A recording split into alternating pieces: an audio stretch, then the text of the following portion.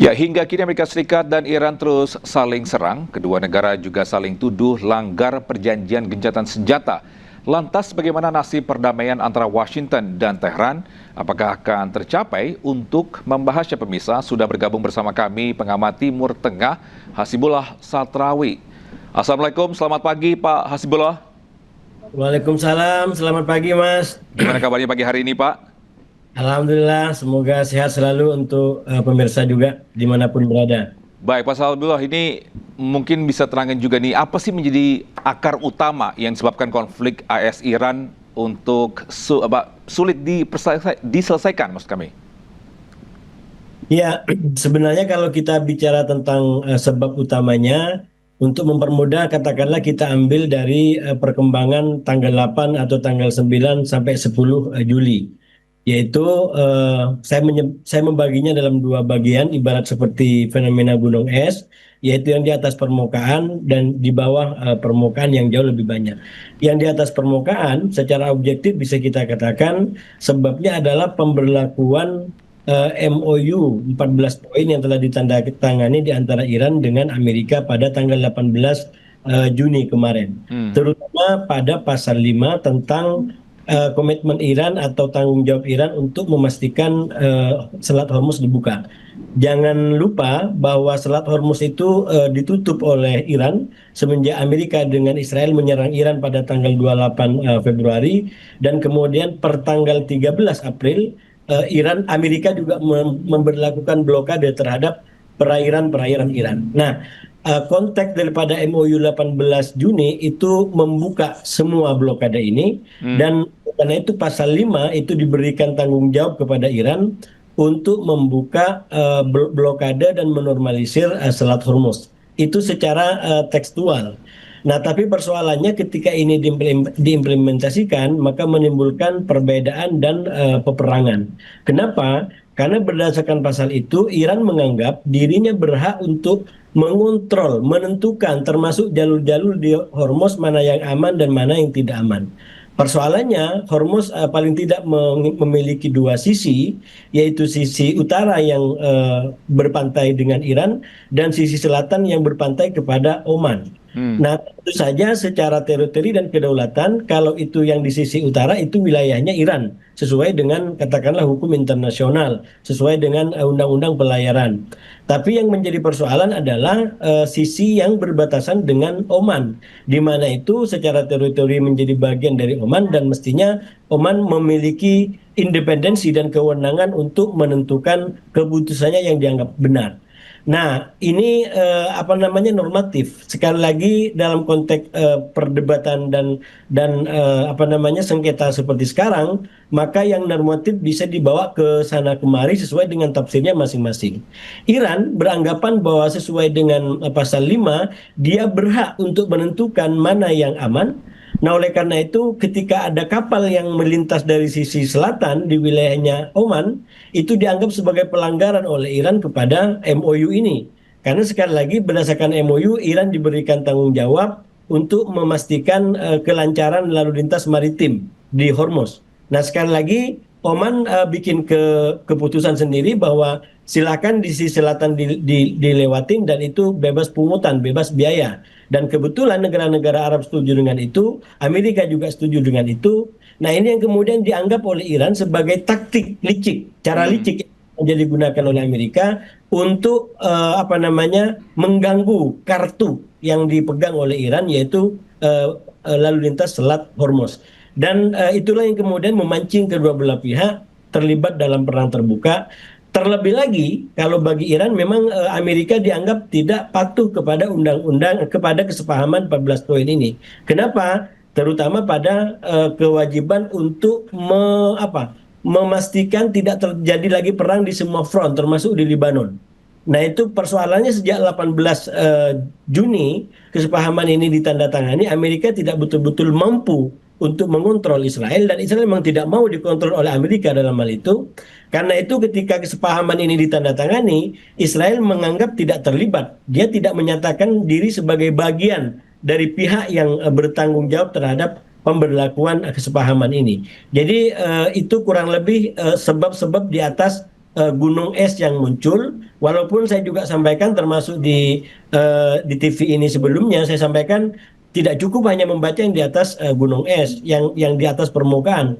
Justru yang lebih banyak dan yang menentukan adalah faktor-faktor di dalam permukaan, yaitu soal yang kita sebut sebagai tidak adanya saling percaya di antara Amerika dengan Iran, soal kemudian dendam yang begitu membara, terutama di Iran yang sangat tercermin dari pemakaman Ayatullah Ali Khamenei pada tanggal 9 Juli kemarin, dan juga menurut saya di kedua belah pihak adanya kelompok-kelompok pro perang yang sama-sama tidak ingin perdamaian, dan inilah kemudian yang menurut saya menjadi sebab daripada perang, saya sebut sebagai perang bab 2 Mas sekarang ini. Jadi perang bab 1 sudah dilakukan tanggal 28 Februari sampai kurang lebih 10 Juli, 9 Juli, tapi dari 10 Juli saya minimal secara catatan pribadi saya di sosial media saya sampaikan bahwa per 10 Juli perang ini sebenarnya sudah memasuki bab kedua dan sekarang sudah masuk di hari ke-11 dari perjalanan bab kedua dari perang ini. Tapi kalau sedih Pak Hasbullah menyatakan bahwa ini kan setiap negara punya peraturan atau enggak, ya peraturan sendiri-sendiri ya. Oman punya, Iran punya. Apakah ada negara lain yang bisa intervene untuk bisa menemukan titik temu atau titik terang? Mungkin PBB? Ya, sebenarnya kalau kita bicara secara realistis, menurut saya memang mestinya Amerika tidak memaksakan diri untuk kemudian menjadi bagian dari katakanlah penyelesaian masalah di dalam persoalan ini, karena Amerika sudah tidak punya legitimasi, tidak punya kredibilitas untuk kemudian menjadi pemecah masalah. Mengingat Amerika yang memulai perang ini dan perang itu dilakukan tanpa memerhatikan rambu-rambu dan hukum internasional. Jadi sekali lagi menurut saya Amerika memiliki problem dari segi legalitas dan moralitas yang sangat tinggi. Oleh karena itu kalau kita ini menginginkan ini betul-betul menjadi solusi, maka memang Amerika tidak memaksakan diri, bisa mendorong pihak lain yang jauh lebih kredibel, terutama saya menyebut negara-negara Eropa yang selama ini menjaga jarak dengan perang ini, dan bagi saya itu masih jauh lebih bisa diterima terutama oleh Iran dan juga mungkin negara-negara di kawasan kalau sekali lagi ingin menyelesaikan soal Hormuz ini, karena sekali lagi di perang kedua ini bisa kita sebut sebagai perang Hormuz karena memang titik tengkarnya, titik persoalannya konsentrasi perangnya itu bermuara dan berada di Hormuz, dan kita tahu ketika ini menjadi perang Hormuz maka bukan hanya menjadi persoalan dan kepentingan dua negara, katakanlah Iran dan Amerika, ini menjadi kepentingan bagi masyarakat global karena ini berkaitan dengan pasokan energi, pasokan minyak yang menjadi terganggu gara-gara krisis di Selat Hormuz ini. Baik, tapi menurut Pak Hasbullah sendiri ini seberapa besar ini peluang diplomasi damai agar konflik tidak meluas ke Timur Tengah lainnya? Kalau dilihat dari titik tengkarnya, titik persoalannya minimal untuk beberapa hari ke depan saya melihat potensi eskalasinya masih sangat tinggi ya. Malah sesuai dengan konten pengantar tadi, justru ini sudah mulai merambah ke wilayah lain terutama di Bab Mandeb yang itu kemudian melibatkan katakanlah aktor lain dan dalam varian konflik yang berbeda, yaitu Arab Saudi dengan Houthi yang memang sejak dari 2014 sudah terlibat dalam perang besar-besaran hingga tahun 2022 di mana gencatan senjata dilakukan, dan saat itu faktornya juga adalah Presiden Trump gitu. Karena ketika Presiden Trump berakhir dan diganti dengan Presiden Joe Biden, maka kemudian ada kebijakan dari politik luar negeri Amerika, salah satunya terkait dengan Houthi. Houthi yang awalnya disebut sebagai teroris di eranya Presiden Trump yang pertama, ketika kemudian diganti dengan Joe Biden itu sempat dipulihkan namanya dan tidak disebut atau dicantumkan lagi sebagai kelompok teroris. Hingga akhirnya Presiden Trump kembali berkuasa, dan kalau kemudian sekarang menjadi kembangan konflik atau bunga-bunga konflik atau bagian-bagian konflik yang terjadi di sekitar Teluk Arab dan Teluk Persia, maka memang ini akan menambah menambah masif, menambah berat daripada dampak dari perang ini. Dan inilah yang saya sampaikan tadi, untuk beberapa waktu ke depan potensi eskalasinya masih kemungkinan besar akan terus meninggi, kecuali memang katakanlah Amerika dan Iran yang sebenarnya juga masih membuka diri untuk diplomasi. Katakan juga kembali kepada menu pengantar tadi, kemarin itu Menteri Dalam Negeri Iran diberitakan sudah berkunjung ke Pakistan, dan bagi saya itu jelas adalah isyarat upaya diplomasi. Dan Menlu Amerika sendiri sempat katakan bahwa dia juga terbuka dengan perundingan, tapi memang sekali lagi siapa yang betul-betul ingin berunding dan atas dasar kepentingan apa, itu yang menjadi persoalan. Dan kalaupun terjadi diplomasi, tingkat kerapuhan, tingkat kerawanannya menurut saya tidak akan jauh berbeda daripada kesepahaman yang telah ditandatangani pada tanggal 18 Juni kemarin. Ya, kita juga tahu kan beberapa kali sudah melakukan negosiasi atau peran mediator. Apakah itu bisa membantu juga untuk meredakan? Ya, menurut saya memang salah satu yang mungkin perlu diperkuat adalah peran mediasi, peran mediator. Ini sekarang hanya dua pihak, yaitu Pakistan dan dan Qatar. Qatar sendiri dianggap menjadi bagian daripada katakanlah perang ini, paling tidak diserang juga oleh Iran karena dia bagian daripada negara Arab Teluk, dan berarti yang betul-betul tidak terkait dengan perang ini itu adalah hanya Pakistan. Itu pun kalau keterkaitan kita definisikan dalam pengertian serang menyerang. Tapi kalau kaitannya adalah kepentingan, kedekatan dengan Amerika, menurut saya Pakistan sendiri juga bagian daripada Amerika atau cukup dekat dengan Amerika, sehingga berarti tidak ada betul-betul katakanlah mediator yang betul-betul berada di tengah. Nah, oleh karena itu menurut saya memang harus diperkuat mediator ini. Saya dalam pertemuan terakhir di iNews, jangan justru ini kayak semacam dalam kesejahteraan rakyat kita itu kayak kertas membungkus api gitu. Maksudnya kalau cuman kecil begini, cuman dua negara begini diminta untuk kemudian bisa menekan Amerika, menekan Iran dalam perang yang sudah berkobar seperti ini, menurut saya itu terlalu sederhana. Karena itu masyarakat dunia, komunitas internasional mestinya mulai menguatkan kapasitas mediator. Ada negara-negara lain yang melibatkan diri, yang secara sukarela mengusulkan untuk menjadi daripada mediator ini, menjadi penguat daripada mediator, sehingga kedua negara paling tidak bisa ditekan. Nah, sekarang ini kan tidak ada yang bisa menekan gitu. Jadi ketika Amerika sudah merasa dirugikan oleh Iran yang memberlakukan katakanlah pasal 5 sewenang-wenang kalau kata Amerika seperti itu, lalu kemudian Amerika melakukan serangan, itu tidak ada yang mengingatkan, bahkan mengingatkan tentang kesepahaman 14 poin aja kayaknya tidak dikeraskan suaranya, bahwa kita sudah tanda tangan, mestinya kita malu terhadap tanda tangan itu kan, itu tidak banyak diberitakan. Dan itu sekali lagi menunjukkan bahwa mediator memang tidak terlalu kuat untuk menjadi katakanlah pendorong dan pemaksa pada tahap tertentu kepada dua pihak yang berperang untuk menghormati paling tidak kesepahaman yang telah ditandatangani. Tapi menurut Anda, apakah negara-negara Eropa yang besar itu, entah itu Inggris, Prancis, mungkin Spain juga, apakah mereka tidak bisa ikut meredakan situasi ini? Saya rasa dengan sikap negara-negara ini tidak terlibat langsung sejauh ini dengan perang ini yang terjadi, maka itu sudah membuat perang ini juga tidak mengalami eskalasi yang lebih meluas lagi.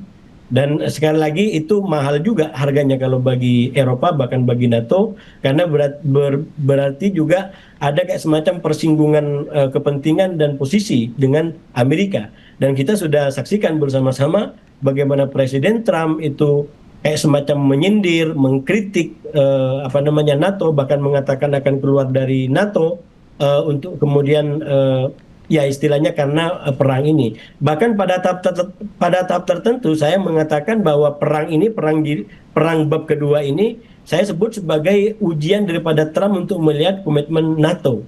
Kenapa? Karena keputusan perang ini itu diambil ketika Trump berada dalam KTT NATO di Turki tanggal 8 Juli kemarin, di mana di situ dikatakan bahwa NATO itu memahami dan mendukung kurang lebih sikap daripada Amerika untuk menormalkan kembali Selat Hormuz. Dan beberapa jam atau bahkan hari kemudian Trump mengumumkan bahwa gencatan senjata dengan Iran berakhir, walaupun memang ada katakanlah ada fakta faktual, ada fakta empiris yang terjadi, yaitu bahwa Iran menyerang kapal tadi yang melintas di sisi selatan karena dianggap tidak koordinasi dengan Iran. Nah, itu lalu kemudian dijadikan sebagai dalih oleh Amerika untuk menyerang Iran karena dianggap mengganggu pelayaran, bahkan eskalasinya cepat sekali sehingga Trump mengatakan bahwa gencatan senjata dengan Iran berakhir, dan itulah awal daripada serangan yang bertubi-tubi sampai sekarang. Walaupun Mas, sekali lagi kalau kita bandingkan dengan perang di bab 1, ini masih terbatas, dan saya yakin keterbatasan ini adalah taktik sekaligus kalkulasi oleh Iran, Amerika, dan para pihak semua gitu. Misalkan selalu ada pertanyaan, kenapa sampai sekarang Israel tidak diserang oleh Iran? Ini dalam perang bab 2 ini ya, itu kan tidak ada yang sejauh saya ikutin satu peluru pun yang menyasar ke Tel Aviv, ke Israel.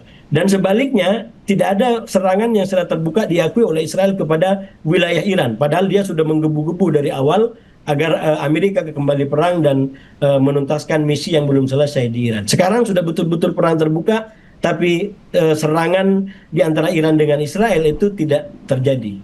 Begitu juga, misalkan ada pertanyaan banyak di Timur Tengah itu, kenapa Iran lebih memilih negara-negara Arab Teluk daripada misalkan menyerang langsung kapal-kapal Amerika yang ada di Laut Arab misalkan, yang menjadi pangkalan daripada markas daripada serangan dia yang dilakukan ke Iran. Saya rasa semua itu adalah karena tidak terlepas daripada taktik sekaligus kalkulasi. Di satu sisi mereka ingin menunjukkan bahwa mereka tidak lemah dan masih punya kemampuan, tapi di sisi lain baik Iran maupun Amerika sama-sama menjaga untuk tidak kemudian membuat perang ini menjadi tidak terkontrol, menjadi perang total istilahnya, dan dampaknya bisa jauh lebih besar lagi, termasuk keterlibatan pihak-pihak lain, termasuk mungkin negara-negara di luar Amerika dan Israel. Baik, Pak Hasibullah, ini kita juga tahu bahwa Yaman ini memberlakukan blokade penuh ini terhadap Arab Saudi. Ini bagaimana dampaknya bagi dunia nantinya? Ya, tentu kalau Houthi ya, kita sebut Houthi aja kalau Yaman, karena memang Yaman itu nama negara dan sekarang banyak sekali otoritas yang berkuasa, minimal 3. Jadi kita sebutkan Houthi saja. Katakan Houthi sudah mulai membatasi Selat Bab Mandeb. Nah, ini kalau betul-betul nanti diimplementasikan, apalagi secara total, maka ini adalah alamat buruk bagi perekonomian dunia. Dan sekali lagi, perang Selat Hormuz dan Selat Bab Mandeb ini dampaknya bukan hanya kepada mereka yang berperang, tapi justru kepada masyarakat dunia yang sangat membutuhkan energi dan minyak. Nah, oleh karena itu mestinya dari sisi itu menurut saya masyarakat dunia tidak cukup hanya menjadi penonton. Kita harus peduli, kita harus ambil bagian bahwa cara-cara perang seperti ini tidak bisa dibenarkan. Saya memberikan kritik tidak hanya kepada Amerika tapi juga kepada Iran kalau ini berkaitan dengan Selat Hormuz. Kenapa? Karena efek dari perang ini justru berdampak kepada mereka yang tidak terlibat dalam perang ini. Dan secara normatif bisa kita sebutkan ini adalah justru semacam ketidakadilan yang dibalas dengan ketidakadilan yang sama. Dan sekali lagi itu tidak pernah benar dalam konteks ajaran-ajaran normatif yang kita sampaikan kepada masyarakat, kepada anak-anak. Jadi penting bagi kita untuk bagaimana ambil bagian agar krisis ini justru tidak semakin berdampak kepada masyarakat internasional. Karena itu mestinya komunitas internasional, kekuatan internasional sudah mulai bekerja secara efektif bagaimana para pihak terutama Amerika dan Iran agar tidak menjadikan Selat Hormuz dan kepentingan masyarakat internasional justru sebagai ajang peperangan. Tentu koreksinya adalah tajam. Yang pertama, kalau bagi Amerika, hentikanlah politik sewenang-wenang. Karena itu yang dilawan oleh Iran. Hentikanlah praktek-praktek untuk kemudian membela, membabi buta satu pihak, satu kelompok, dan kemudian anti terhadap kelompok yang lain. Itu koreksi yang harus dilakukan oleh pihak Amerika. Tapi pihak Iran juga kurang lebih sama. Jangan perlu terlibat dan tertarik untuk mengikuti pola yang membalas ketidakadilan dengan ketidakadilan. Kalau sekarang Iran juga memblokade Hormuz, itu apa bedanya dengan katakanlah yang selama ini kita kritik dari Amerika yang semena-mena di dalam menggunakan katakanlah kepentingan masyarakat umum Jadi sekali lagi ini sama-sama tidak bisa kita benarkan. Karena itu masyarakat dunia harus bersuara bahwa ini sudah tidak bisa dibenarkan sesuai dengan norma-norma yang diikuti dalam kehidupan global. Begitu, Mas. Baik, terima kasih Bapak Hasbullah Satrawi selaku pengamat Timur Tengah atas insight-nya dan juga atas waktunya. Dan salam sehat Pak Hasbullah. Terima kasih. Baik, Bisa Breaking News akan kembali saat lagi. Tetaplah bersama kami.